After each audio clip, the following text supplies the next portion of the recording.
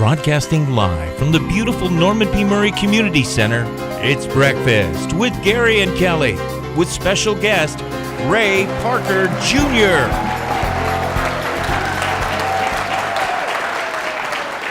I don't think that guy was clapping enough. You know, come on, what the? Welcome to Breakfast with Gary and Kelly, everybody. We'll let you figure out which is which here. What was? I'm sorry. I'm very excited, ladies and gentlemen. I have an announcement to make. I'm thrilled to tell you just before the show started. I can't believe it. I was invited to play Candy Crush. I can't believe it. It's amazing. You So don't have your holiday spirit going on. You're not infected. Look at, I got even. No, red I'm doing great. shoes. You do. You look very nice. Doesn't she look See, nice, ladies and gentlemen? the Merry Christmas is right here. Merry Christmas. Exactly. I'll do the shtick. Thank you You very could have much. a little red bow tie. All right. Ladies and gentlemen, we have such a great guest here today, and we are joined, I'm honored to say that we are joined this morning by the great Max Bennett. Everybody. The legendary Max Bennett. Who has also come out to have some fun with us this morning.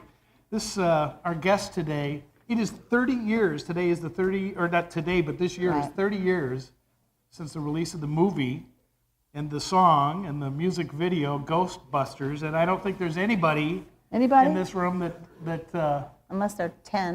Who doesn't know who you're going to call? I really, truly, it's unbelievable, but it's really true. But his story is so much, there's so much more to it, and including the fact that he is the father of Joshua, who hit the game-winning shot for Oak Christian High School last night. Everybody, at the buzzer, a buzzer beater to win it. But he's here today, and we're thrilled for it. Please welcome Ray Parker Jr.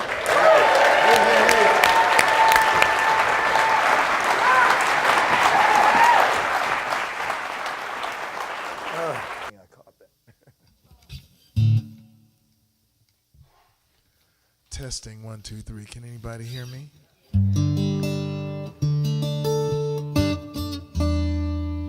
Well, I was really planning on singing today, but I am so hoarse.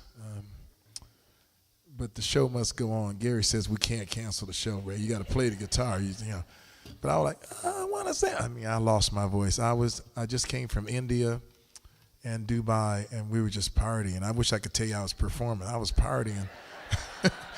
Drinking, hanging out late, You just had to say the things 30 years old. I wasn't even 30 years old when I wrote the song, so. And I'm one of these probably, I hate to say old folks because we were just discussing that in the back, but I still think I'm 20. And that's what some of the problem is, or whatever it is, So I still had that energy. I'm staying up to 2, 3 in the morning, and I did not plan my affairs well. And I just had some Jack Daniels that they provided me. So that my voice, I can even talk now because I couldn't even talk, but I can play my guitar still. So I'll just entertain you on the guitar and tell some funny stories or whatever. And I don't care about any time changes. I'm really on Dubai time, but it doesn't matter. 12:30 the other way. I'm awake now.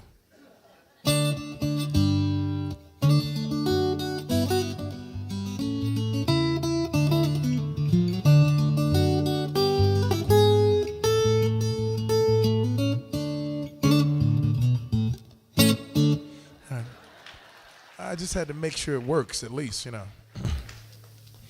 So I want you guys to feel comfortable. It's like, this feels to me like you're in Ray's living room, right? And it's very up close and personal. And so if I mess up, it's okay.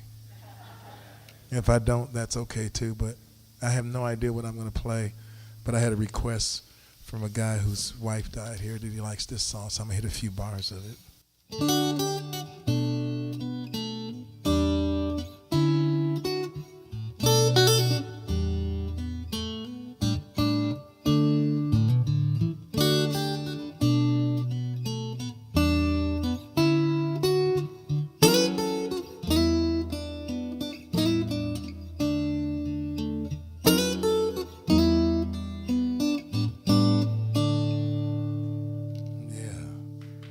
feeling good.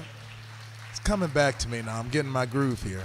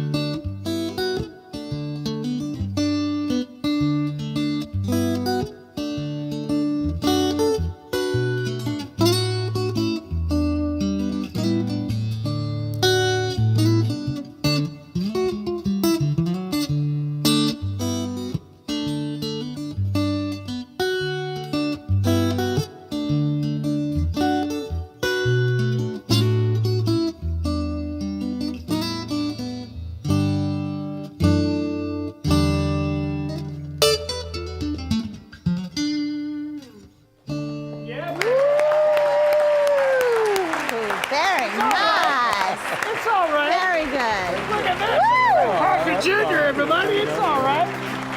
We're going to take a break and come back and chat with these gentlemen. Stick around here. Don't go away. Kelly. Very nice. Okay, now, can y'all hear me now? Uh-huh. It is a Ray Parker tradition wherever I go that everybody knows I take selfies. So you take pictures of me taking a selfie. Oh, So there you first go. thing we gotta do is Look this. at that. Right, we get that, and then we do like this. Oh, man, there we go. That. Okay, you wanna now, do- now we can continue. Do you want to do That's it right. with the He audience? does the best. He is the Well, best they're in selfies the dark, ever. those Yeah, guys. I that's can't true. see them. See, they're out Yeah, there in the that's dark. true. They're We'll in the get him. dark. We'll get him. We'll turn the get 'em lights later. on We'll get 'em immediately. later, at the We'll get end. him. Dude, I'm so glad you're here, man. I this really is am. fun to be Thanks here, so yeah, much. yeah. I can't believe. What time did you get in from Dubai yesterday? I landed about 2 in the afternoon. Then I had to go to my son's basketball game. Good thing. I was just getting in bed to take a nap, you know. And my wife was like, "You can't go to sleep. Your son's playing basketball." I was like, "I ain't going to a basketball game. I've been flying like 16 hours. You kidding me?" Good You thing know, you But- did. and I couldn't talk. My voice was really, really hoarse then, so she just didn't hear me at all, you know. So, so that video that you took of your son with the last shot, did you? I was there. I I know was that, at and that that video that you took. Yeah, I took that video. How yeah. did you know that? I mean, were you I just didn't videotaping? know. Yeah, I had my camera, you know, like I always have Yeah. my camera. And if the right time was at the end of the game, and it was like, what I come down here for, these guys, these idiots are losing, right? You know. And it was 42 to 43. They had 6.6 seconds left, and everybody's like, this is over. And I said, you know what? I'm gonna just film it. And he took the ball, he threw it to the other guy, they threw it to him, he faked the other guy, passed, then they had shoot. Then the buzzer goes off, then the Well, the ball ball's goes in the air. The Yeah. buzzer goes off with the And ball I got in it the on air. film. I'm a great dad. I got Yeah, it you on are. film. You Yeah, you are. It's unbelievable. And the crowd went wild. It's so good. I was going to do this a little later, but we got to get to it now because this is a beautiful family, man. Look at this. Look at this group right here, huh? Yeah, all Look 4 at these boys. people.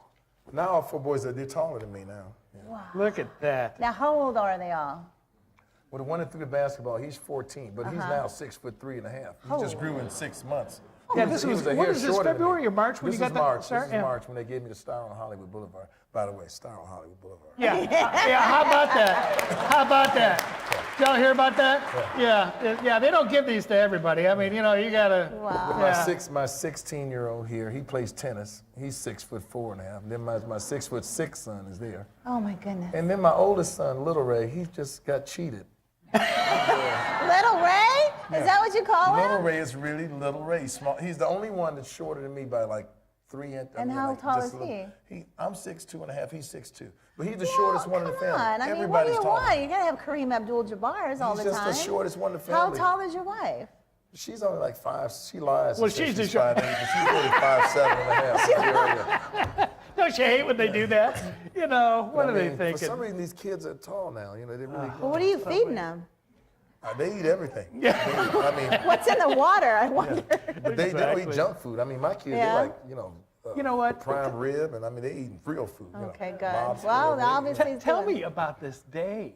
I mean, this is not, you know. This is a big day for me, and let me tell you what. For I you, got a lot of understandable. awards. I mean, I've even had Princess saying, "Give me the Oscar in England," you know.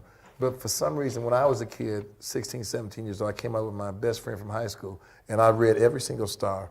And I said, wow, it's like, you see the Charlie Tuna commercial, you taste good, but you gotta be, have good taste and all that stuff. And for me, having a Hollywood star was just that's everything. Yeah. It's everything. Right now, I go by every week or so.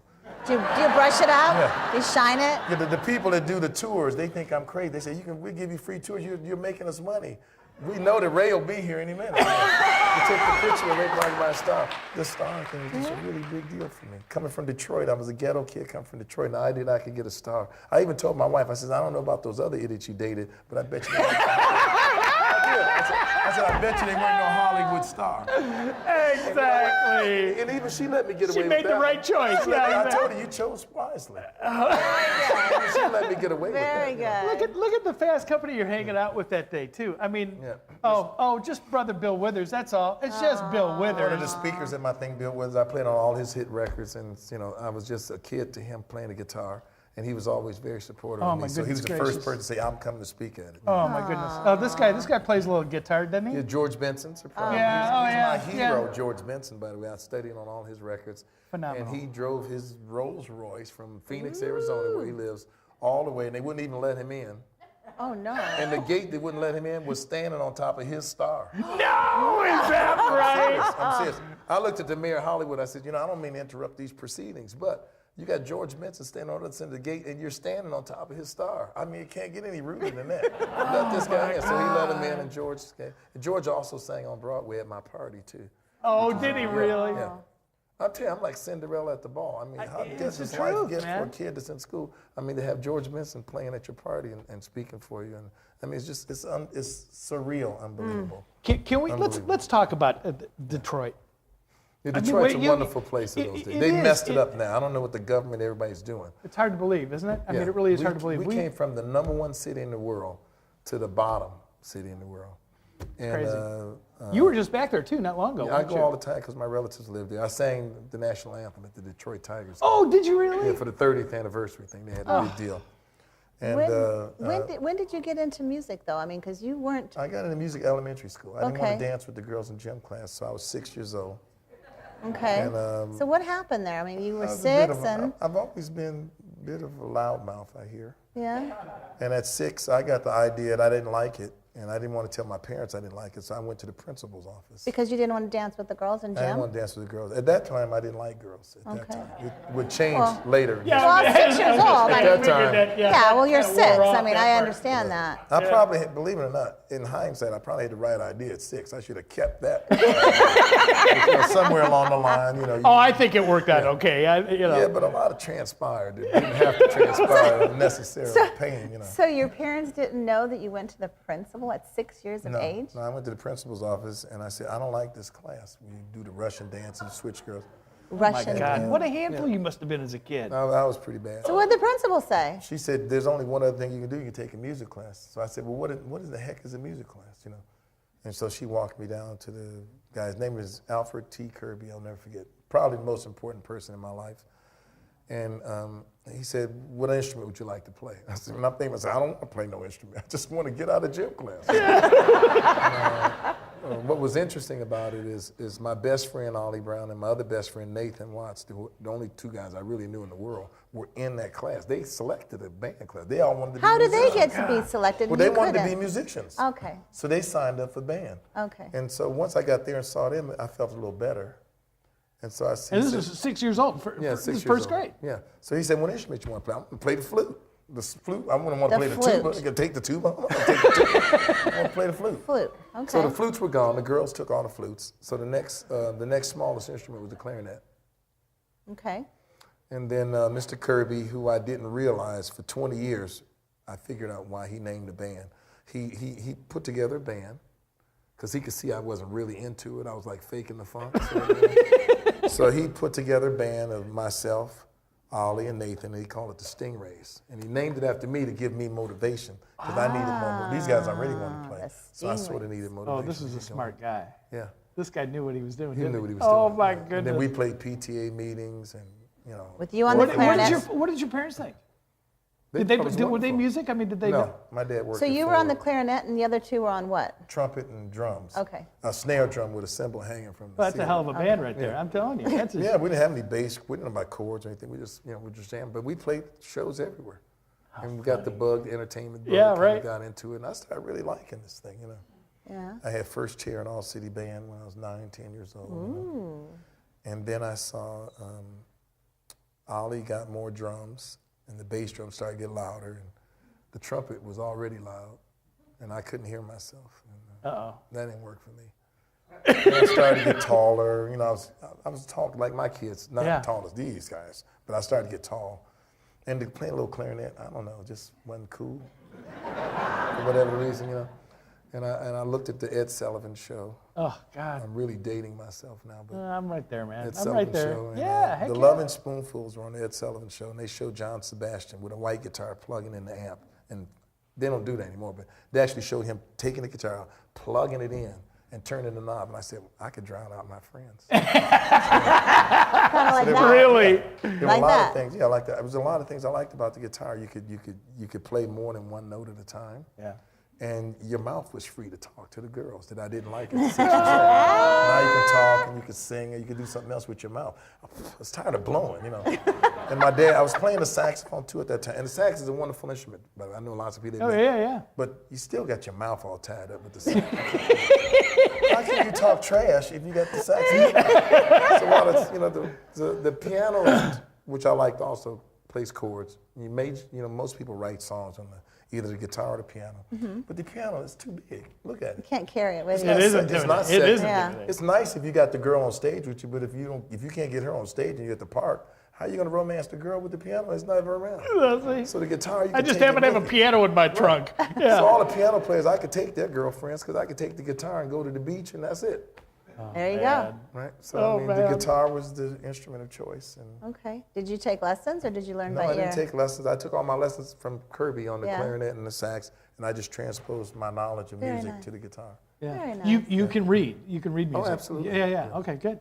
Yeah, I mean, many can't. Yeah. Well, I mean, I So don't get much. the opportunity to do it often, so I'm Yeah. pretty sloppy at it, but Yeah. No, I I could understand. probably still do Yeah. it. Yeah. How did you get? When did you get tied in with Motown? I got tied into Motown at 13 years old, Good Lord, man. which I just played with a group called the Spinners. It was my first At band. 13? At 13. And guess what?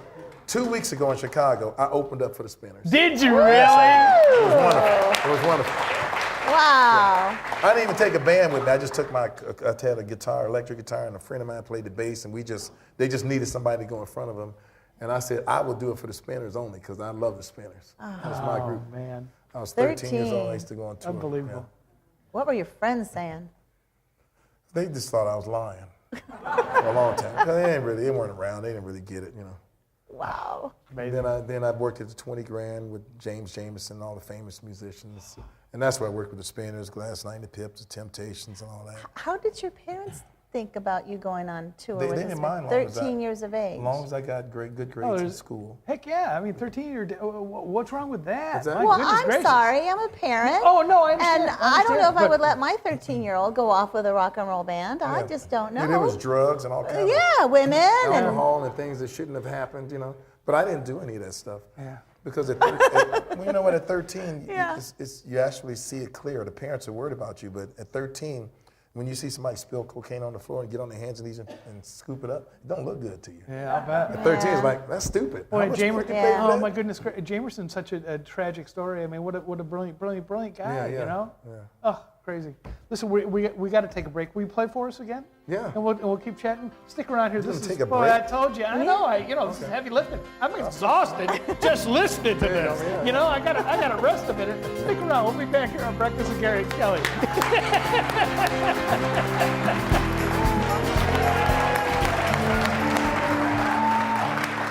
Aw, Nice. yay. Welcome back to Breakfast with Gary and Kelly, everybody. Y'all having fun this morning? Yeah. All right, I'm in the spirit now. Yeah. You're getting it in me. See? Are you We're hanging out with infected? Ray Parker. You got Ray Parker coming to your house to play Christmas carols? Nah, you probably don't, do you?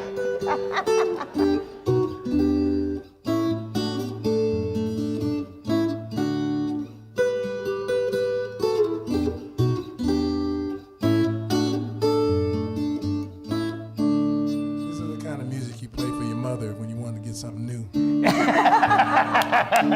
I just let him go. You go do your thing.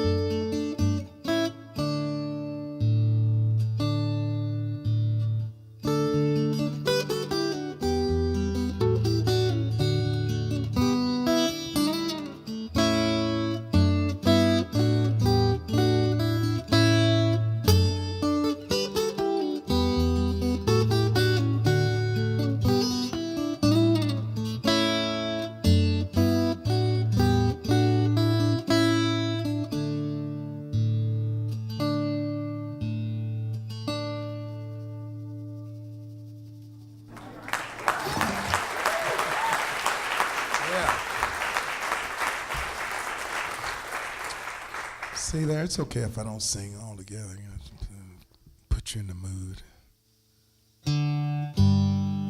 This is a song my mother loved. And if I wanted to get anything new, I would play this song.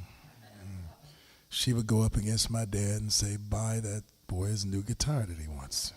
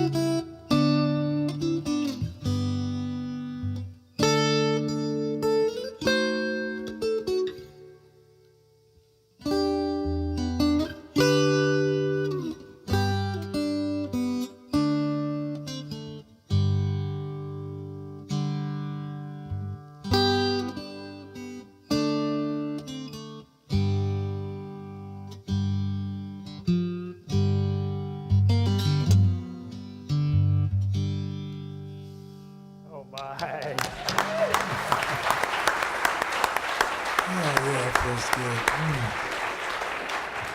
Threw a little something in there on Silent Night, did you? Very nice. Very I nice. just get lost in the music and I just start drifting off. Us too. Us too. It's just wonderful. We can do this all day. There you go. Yeah. We're not going anywhere. Listen, we're going to take another break, and I want to chat. There's so many more stories and things, and want to hear. So stick around here on Breakfast with Gary and Kelly. We'll be right back with Ray Parker Jr.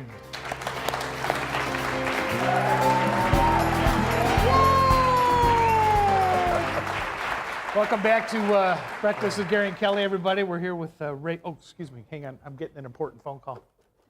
Who are you going to call? Excuse me just a minute here while I get this call. Who are you going to call? Who are you going to call? My goodness. Let's talk about that just a smidge. Smidge. Just a little. Did that change your life a little bit? Just a little. A little bit, yeah.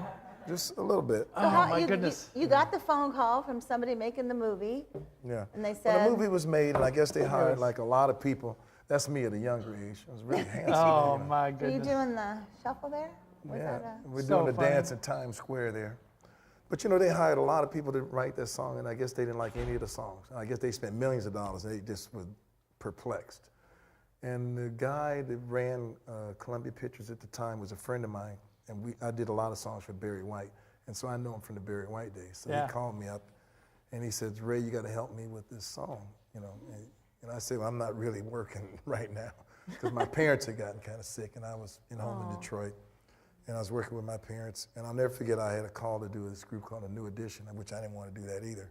I just wasn't very cooperative this year. Yeah. But How old were you? I was 29, Okay. and I had sort of retired at 29, because not because I was just big head ego. My mom and dad were sick, and they were everything to me. So I was going to sort of like give up my career, just go home and take care of my parents. And I got a call to see this New Edition group in Boston, which I immediately turned down. I'm not going to Boston. It was already in Detroit. It's in the wintertime. It's February. And I'll never forget the guy who got the ball rolling, I'm going to say, was a guy named Gerald Busby from Universal, Yeah. MCA. And he called up and says, "Well, how about we get the jet and we go to Bahamas?" I said, "Well, okay." Now you're talking. Now we're talking, yeah. Some guys are better negotiators than others, I guess, Yeah, he's a much better negotiator. right. So we, and I was in Detroit, and I was hearing nothing but bad news. Your mom's sick, your dad's sick. Oh, yeah. And so I really could use a break, and that's what really spearheaded this whole thing. I'm getting to that in a minute. So we went to the Bahamas, and we partied so hard, we missed the whole band. Band come off stage and said, "How'd you like the song?" I said, "It's wonderful." I hadn't heard anything. And so now I'm sort of tied in to do the band because I spent all the money on the trip, and and then I looked at Joe. I said, "I'm really not in the mood for writing any new songs. I mean, my parents are sick. I just want to go home." He says, and I'll never forget the guy said, "You don't have to write a new song. They want to cut an old song." And it was a song that I never released called "Mr. Telephone Man," And so we went in the studio and was in LA, and we cut Mr. Telephone Man, which, by the way, later that year turned out to be a #1 record and a really, really big song. Even before Ghostbusters, it came out first, I think. And while I was there is when I got the phone call. And I told Gary, "I'm not doing any music now." He says, "What are you doing in LA then?" I said, "I'm doing this New Edition." He said, "Well, then you're doing music." That's the end of that, So I never forget the offer. His enticing offer to me was, "We'll give you $50,000 if you'll stay 2 more days and think about it." Well. He says, "Even if we don't like it, you get to keep the $50,000, And so I wasn't above that. Yeah. I mean, I'm from Detroit, we don't get the money back. So. Exactly. So I figured, okay, it says only 20 seconds of music. I cut 1.5 minutes just because I didn't have nothing else to do. It's hard to cut 20 seconds of music. He says library scene, director wants it over, but he wants the words Ghostbusters in it, in the song. And I thought, I knew it had to be a catch somewhere in here, See, you guys have heard the song, so it's not really fair, but it's hard. Ghostbusters, it's a hard song to sing. But you don't sing it. No, but you didn't know that at the time. I'm sitting there writing the song, like hitting my head against the wall. How am I going to get this in? No wonder nobody's got the money. You can't get the word in. It's a stupid word to say, get in the song. Yeah.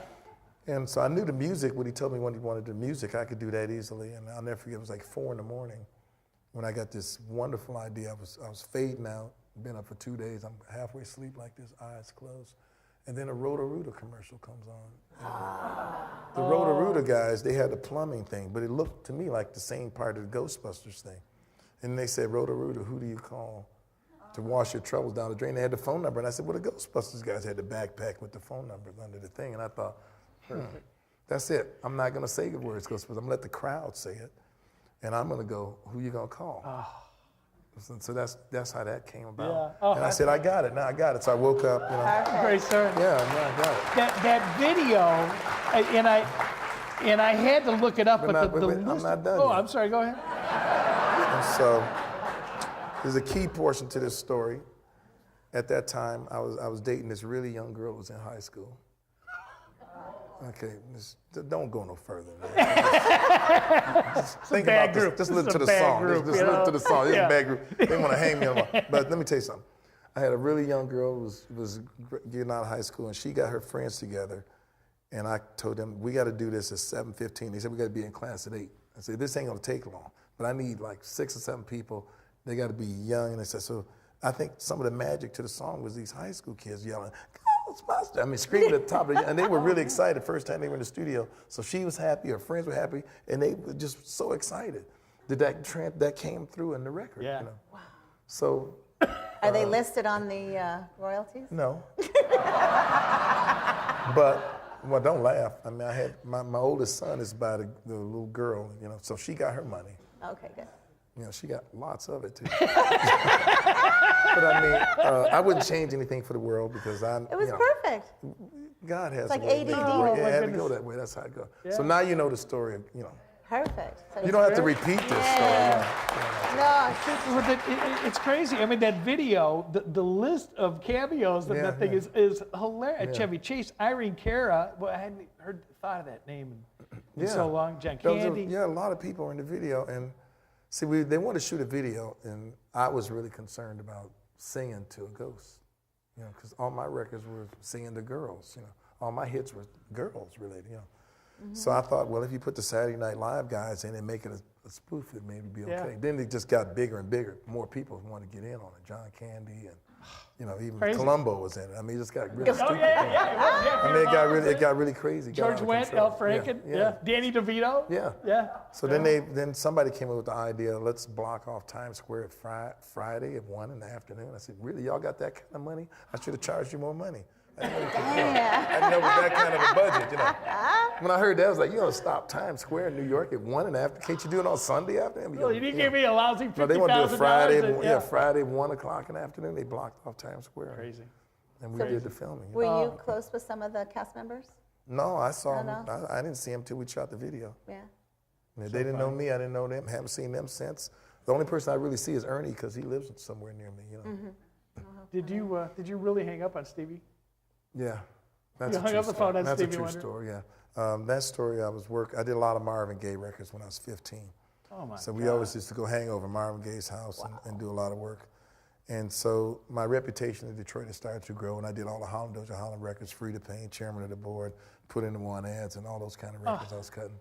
So Stevie Wonder had heard about me. He called me on the phone, and Music from My Mind was a very different record for him. It was a very different. It was one of my favorite albums of all time, and I only had one 8-track in my car. I was just dating myself, and that was Music from My Mind. And so this guy calls me on the phone saying, "Hi, I'm Stevie Wonder," and I'm like, I figured it had to be one of my friends calling up. So he calls back again, and I add some 4-letter words with it, and then I still hang up, you know. And then he calls back again. He says, we keep getting disconnected. This is about the 3rd or 4th time. Something wrong with your phone. Yeah. Something strange. Maybe that's why I wrote Mr. Telephone Man. There You you get a go. click every time. Right. And he says, we keep getting disconnected. I'm Stevie Wonder. I'm trying to call you. He says, I want you to be in my band. He says, you don't have to audition. I heard from everybody else that you're the guy, which I thought was really admirable. He says, you don't have to audition. But I still think it's a jerk off, especially when I hear you don't have to audition. Oh. Wow. And he says, wait a minute. He says, let me play you something. And he plays me the rhythm track that he had just started to Superstition. So then when I heard that, I was like, man, I've been hanging up on Stevie Wonder. It's like a really big thing. You were in that band, his band, when they that tour that opened for the Stones, right? Yeah, but wait a minute. Don't go that far yet. Oh, Because this is a boy, very I keep important screwing part. this thing up. You just passed the biggest turning point in my entire life was when Stevie Wonder called. Because my father worked at Ford for 48 years, and he was a blue-collar worker. And he had been saving money since before I was born for me to go to college and become a white-collar worker at Ford. Oh, my. Okay, so he had really had things set on. I was in draft in college, which I hated. And I was going to be a white collar, the first person in our family to be a graduate from college and be a white collar worker at Ford. Everything was Ford, Mr. Ford. Yeah, oh, Mr. yeah, Ford, right. they Yeah, call him Mr. right. Ford. And I had to go home and tell my dad I want to drop out of college and go on tour with a rock band, of which they weren't that hot on anyway, Yeah. So at least he'd heard of Stevie Wonder, and we had a heart-to-heart talk. It took hours, but I had to tell him that's your dream. For me, sitting in the office, for the next 60 years till I retire, and this would just shoot me in the head now and get it over with. I mean, I just didn't see that wasn't my dream. That was his dream. And so he finally says, well, if you go on tour, you're never going to finish college. I said, sure, I will. I'll go back. Of course, I didn't, But that was my opportunity to go on tour with Stevie Wonder and the Rolling Stones, Oh my goodness When gracious! I was 18 years old, and it was all that. It was all that and then some. We had a great time. I'll bet. We were told before too, by the way, that we're streaming this live on Alert the Globe, and Bernard Fowler, who's been a backup singer with the Stones for over 20 years, is watching us right now. Cool. Too. Yeah. Yeah. Say hi to my buddy Daryl Jones. Yeah, man. Yeah, and man. Keith and Mick and all those Crazy. guys. Yeah, I got some Crazy. pictures of us Oh, back I'll when bet. Keith had I'll hair bet. and I had an afro. I should have gave you one of those pictures. I got some Yeah, old pictures. we got a couple. We got look at this guy. Look at this guy right here, huh? Oh, man. How about that, huh? Look at that. See, back in the day, I was hot back in the day. Yeah, right. With the How about- mustache, How about this one right here, man? Oh There my you gosh. go. Look at that shirt. Are those leather pants? Yeah, those are leather pants, tight leather pants. Too. We got to do this again. I'm telling you right now. You're Yeah. not going to get a vote in it. But look at this. This is what I want to get into. My goodness gracious. The Creole Joe Band. Yeah. This is the great Joe Sample down here with an accordion in his hand. His son, Joe's son Nick, right? Yeah, Nick. And there you are in overalls. What the overalls. heck? Yeah, we're playing Look at Creole you. Zydeco music, Oh my goodness gracious! What a great band! And Joe, what One of can my you best say? friends of all time is Joe Sample. I've been knowing the Crusaders and working on their records since I was 18, 19 years old. Yeah. We played on a lot of Jackson 5 records together, all the Barry White records together, and the list goes on. We'd be here all day talking about Yeah, it. So it was and terrible. one of the real fun things that Max being here today is that you and Max Bennett, everybody, Max, Come on up, here, Max. real quick. Come on up here, would you? Max Bennett, everybody. How about that? In case y'all don't know who Max Bennett is, Yeah. Max played with Frank Sinatra, Sammy Davis Jr., Ella Fitzgerald, and a bunch of other folks before I could get out Peggy my Lee. diapers off. Yep, Peggy Lee. And you guys were all, really kind of So unofficial. Max adds credibility to me on this show. No, you Just don't, 'cause he's you don't standing need there, it. Neither yeah. one of you need credibility. But when's the he last time, how long has it been since you guys saw each other? Oh, it's been many years. What, 15 years or 20? It's a long time. More Yeah. than 25. Maybe, it's a long time. Yeah, how fun, A long time. how fun. And so Time you, is treating him very nice. I want to be like him when I grow up, isn't that the truth? Isn't that Of course, the I truth? refuse to grow up, but Yeah. you probably do too, right? No, that's not in the car. Yeah, it's not in the cards. No growing up. Oh man. Well, tell us about Joe. What do we need to know about Joe going forward? I mean, the music is so spectacular, and obviously his generosity with it is Yeah. second to none. You guys were right there with him. Well, he was, first of all, a great person and a great, great keyboard player. Yeah. We all worked together in the studios for years. And then Joe, when I started LA Express, Joe was the first keyboard player in LA Express. And then I worked with the Crusaders also, that Joe, all the guys started when they lived in Texas. Yeah. So he's just a wonderful musician and a great guy, a really good friend. What are some of the things that you guys worked on together, you and Ray? Do you remember what some of the recordings were? I can't even remember that. Me either. That's you're going way back now. What's he want from us already? You know what we should do is we should have a Crusaders get together, or what was the other band that you were in? LA Express. LA Express for the bash. See, I played in the LA Express too, after Yeah. him, but I played with Tom Get Scott some in of LA those. Get Express. Tom Yeah. Scott. Yeah. Get you. Get Max. Yeah. Get everybody up on stage. Yeah. We'll have We like work- a little reunion.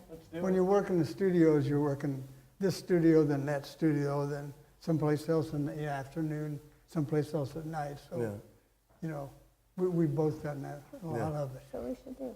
But I definitely remember being young, coming to the studio with the other guys saying, "That's Max Bennett."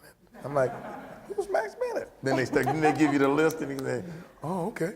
I wasn't born then. I don't know." He was cool. How old were you when you started doing session stuff like that out here? Me? Well, I moved out here Yeah. at 18 years old. Oh, okay. Oh my God. But I was doing the session scene in Detroit. Yeah. It was really big in Detroit. So I was just 4. with a 0 behind it. Yeah, right. Exactly. Exactly. So, so what do you think, Max? This 18-year-old snot-nosed kid from Detroit shows up and he's sitting in. I mean, what you know? Well, we just got together. All the rhythm section guys hung together anyway, and you just show up and there'd be a different guitar player one day, but we always worked enough places that we all were like seeing each other every day or every other day, Yeah. And the rhythm section did all the stuff first. Yeah. It was always the rhythm section. And fortunately, in those days, we were so busy all the time. Yeah, It we're wasn't, making money. you know, It's wonderful. Best making days of my money. life. Yeah, very. Those are the best days of my life. When you can make your living just playing the guitar. I mean, make a lot of money all day. We were working from 9 in the morning to midnight That's every right. day. Seven That's days right. a week. And what does that Well, do to six. your skill level too and your craft? I Oh, mean, you're still, gotta be it's just- going up, yeah. The more it's you gotta do be it, the better phenomenal. the more you hone in on it. And, Wow. You get better at it every day, and that's Sure. So you just sit down and if you got music, they put it in front of you and you do your thing. It's like a family, I would say. Pretty much, yeah. Because that's who you traveled with, that's what you exactly. Yeah, ate exactly. with. You saw them every day. Except the rhythm section guys hung together. yeah. Yeah. Max, I'm so glad that it's an honor to have you join us here this morning. My it pleasure. Really is. This guy's. yeah, something it's a real else. deal. I mean, this Yeah. is really musical royalty right up here on this Yeah. stage. Both these guys. We're I'm telling you, you got to come back because this is going too fast. Once so my voice gets better, y'all, and I'll be there able you to go. sing, There you go. We're gonna take another break though and come back and get some more guitar out of you. All right, so stick around here on Breakfast with Gary and Kelly. Don't go. Merry Christmas. Ho, ho, ho. First album cover just happens to be in red, and she's going to show you a picture of me when I was young and with Look a at mustache and an Where's afro. you got it? And showing the logo on the other side. The Eric logos. gave me one of these logos. Really nice. Thank you. Spectacular. Beautiful. Another thing that we didn't get a chance to really touch on too much, but I can't Well, tell you you'll how be fun back. this is. You'll be back. Yeah, good. Then What I do can sing What are you when gonna I play? come What are you back. gonna play for us? Well, I'm going to play a really hard song, and I'm probably going to screw it up, so I don't care. Bear with me. I'll just stop and play it right, but it's like playing 3 or 4 guitar parts. Anybody play guitar out there? Yeah, a little bit. Okay, you appreciate this crazy stuff I'm gonna do here. Like I said, I've been drinking a little bit to clear my throat. That's okay. They've like oversaturated a couple of things, but I overdo everything. That's just my nature, to live life to its fullest. Thank you. This song is one of my favorites because when I was a kid, it always reminded me of something sneaky about it. Like sneaking down the chimney, or getting up in the middle of the night to see what the Christmas gifts are when your parents told you to go to sleep and Santa Claus wasn't coming, and you sort of knew what was in the closet. But I don't know. It's just all of that combined.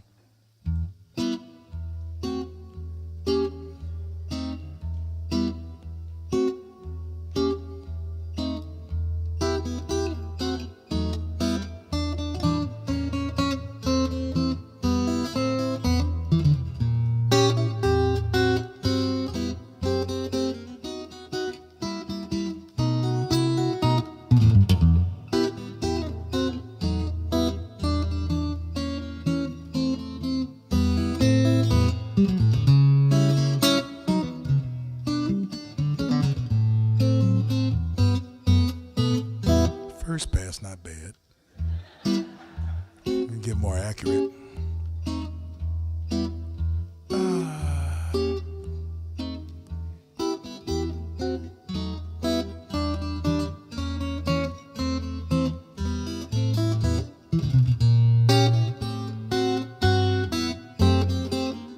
Yeah.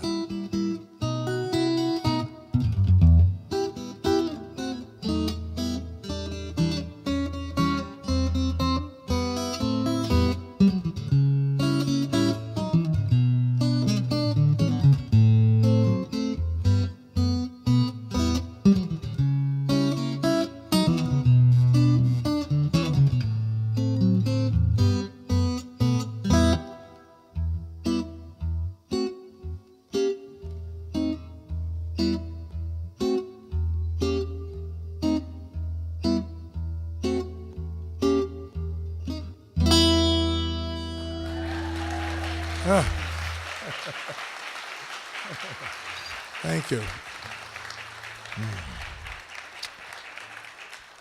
So am I out of time on the show? I can just play? All right, let me just play a little bit. I don't care. Yeah. What should I play? I'll just play some of my favorite songs.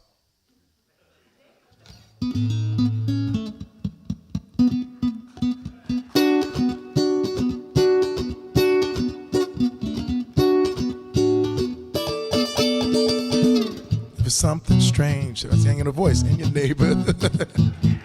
Who can you call? I think you better call. Say what? Who you gonna call? See, that's easy to play, right? Not very hard to play that.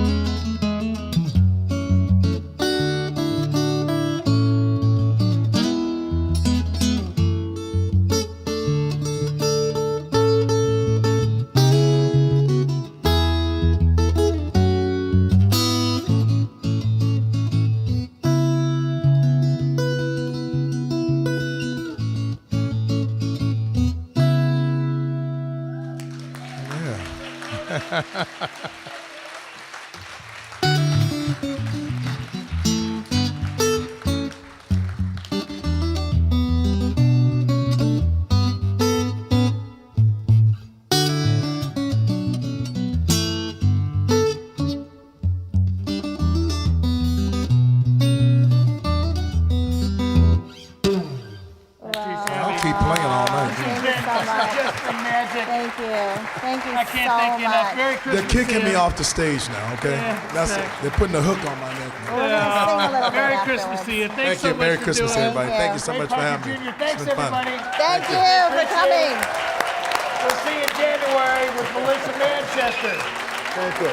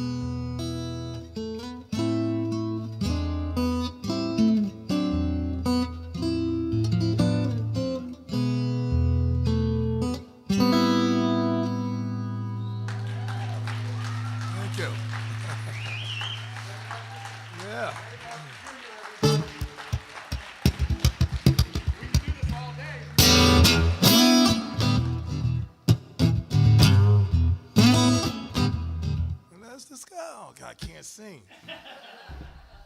Let's discuss. And I'm gone. But this is a pretty good song. That thing we love so much. There's things about a man a woman will never understand. Like why we do dumb stuff for that thing we love so much. Man will never be free. It's like a terminal disease. Started out with Adam and Eve when he bit the apple off the tree. Messed this whole world up for that thing we love so much. Okay.